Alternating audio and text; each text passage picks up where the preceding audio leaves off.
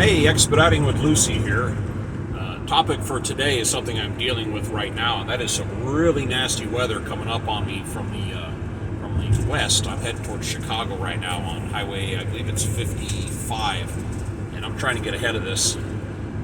If you remember driving on a really nasty day, a real nasty weather day, and your vehicle's getting kicked around by the winds, in a van it's much, much worse. I mean, the effect of this thing, because it's a sailboat, I mean, it's catching lots of wind. And they're forecasting winds, gusts up to 70 and 80 miles an hour today. So I'm trying to get away from this. And there are videos all over YouTube of trucks flipping over in the wind. I mean, they're everywhere. Go look it up. Some are from people holding cameras, some are dash cams, but they're everywhere.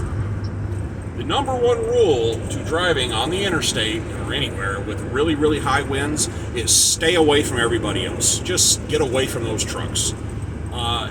Best case scenario, he gets hit by a gust of wind, he jerks his steering wheel just a little, the vehicle does a little whip, and then the whiplash works its way back to the rear, and they can offset that trailer a few feet from the whiplash of him just jerking on the steering wheel.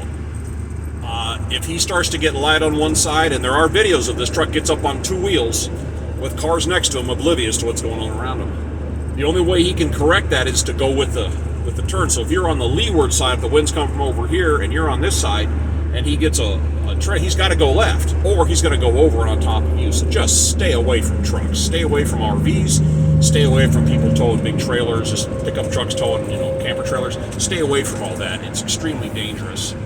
And I got trucks going by me. I'm actually riding a tailwind, which is a rarity. And I'd also like to go into a little bit about the winds just in general. Headwinds are detrimental to your gas mileage. Quartering headwinds are detrimental to your gas mileage. Crosswinds are probably the most detrimental to your gas mileage because you've got drag going this way and drag going that way at the same time. It's just how these vehicles are designed. The only thing you can do to change, you can't change the wind direction, slow down a little bit. 3 miles per hour makes a difference. If you have a load going somewhere and you've got it dialed up in your GPS and you know you've got X number of hours to get there, and you've got 5 or 6 hours to spare, normally what we do is we go to the end and we sleep at the end or stop at the end. Well, if it's late in the day and the winds are howling in your face, take your nap on the front side. That's the safest way to do it. Take your nap on the front side because usually when the sun goes down, the wind lies down with it. I'm just trying to save you some fuel. But right now I am running from weather, and I actually have a tailwind, which happens a grand total, let's see, never. I mean, in aviation, I think I got a tailwind 2 or 3 times in my entire career. I'm always fighting winds from the wrong direction. I did get one tailwind about a year ago coming out of Colorado going to Dallas, and I cut across the desert, and the van gets 18 to 20, and I was getting 25 because the winds were blowing in my direction. It was shocking.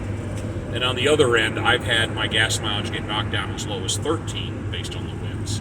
So literally 3 miles per hour can change your fuel mileage. And I've been experimenting with that. And I was getting 19 and a half with a little bit of a tailwind going north here, and I backed off a few miles per hour, which I liked. But that's the topic of today, weather. Stay away from everyone. That's the best way to do that. That also counts towards snow, because when someone spins out, now you have to deal with the road and them. So stay away from everybody. Safest thing you can do. All right, Expedite with Lucy, I'm out.